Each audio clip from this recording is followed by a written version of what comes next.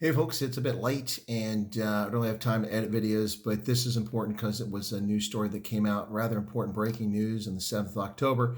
It's now the 8th of October. It's just after midnight here on the East Coast of the U.S., and I think it's important to get this on the record before we get too far away from this. Got a video preparing right now, so I'm recording this, but I want to get it out there using my mobile. So I think it's that important, but tomorrow I'll be busy, so I want to get this done now.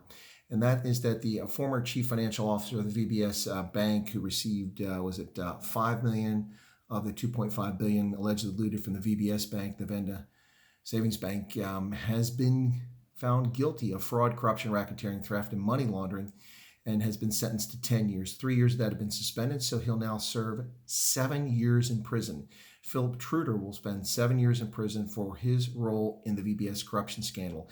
This scandal, of course, as you may know, involved the brother of Phillip from the Economic Freedom Fighters, and there are deeper questions as to how deeply involved the Economic Freedom Fighters are in this corruption, folks. Anyway, so we'll see what happens with this. There's a lot more information coming out. Over 40 individuals apparently have been charged in this case. That was the previous reporting back in June. So we'll see what's going on with this, but it includes all sorts of people, including the former VBS chairperson, Matodzi, a former chief executive officer, former treasurer, former KPMG's auditor, Julius Malema, and lots of other people involved in this, folks. So we'll see if this breaking story, what happens with the VBS scandal. It's fascinating to see someone actually pay a price for the corruption in South Africa. It seems like a unique and unusual situation to see someone pay for the corruption in South Africa. Of course, these are easy cases to attack. And for the Economic Freedom Fighters who are embroiled in this imbroglio over the destruction of this bank, which left thousands, over 30,000 poor Black South Africans impoverished, their life savings wiped out by this corruption and theft, racketeering, and looting of the bank.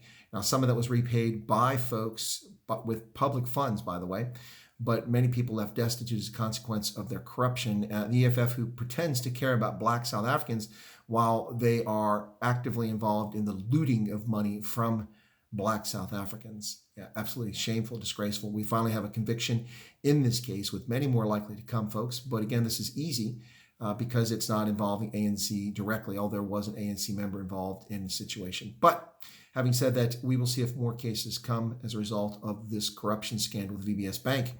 And if the EFF will find themselves more deeply embroiled in this mess, who knows? Breaking news today on the 8th of October, 2020, and that is that Phillip Truter, the former executive with VBS, has pled guilty, or has been convicted, I should say, is found guilty of fraud, corruption, racketeering, theft, and money laundering in the VBS scandal. Well, that is interesting of note, and we'll see where it goes from here, folks. But let's not hold our breath. This looks like more window dressing. The Hawks, the sad replacement for the Scorpions, South Africa's former investigative body that handle white-collar crime like this. But they investigated this and now have taken it to prosecution and have a conviction for one of the executives involved.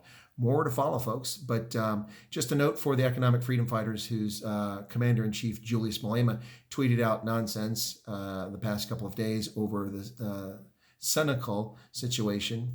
And we also saw the EFF issue a press release in which they claimed that Black lives don't matter much, that white justice is different than it is for Blacks. Of note, Mr. Truter is a white South African. He is going to jail for 7 years for financial crimes.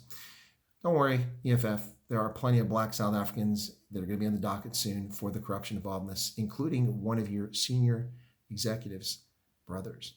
Well, we'll see how deep the rot goes at the EFF, folks. Hang in there. And this has been a brief update on events related to the VBS scandal. More to follow, folks. Have a good day.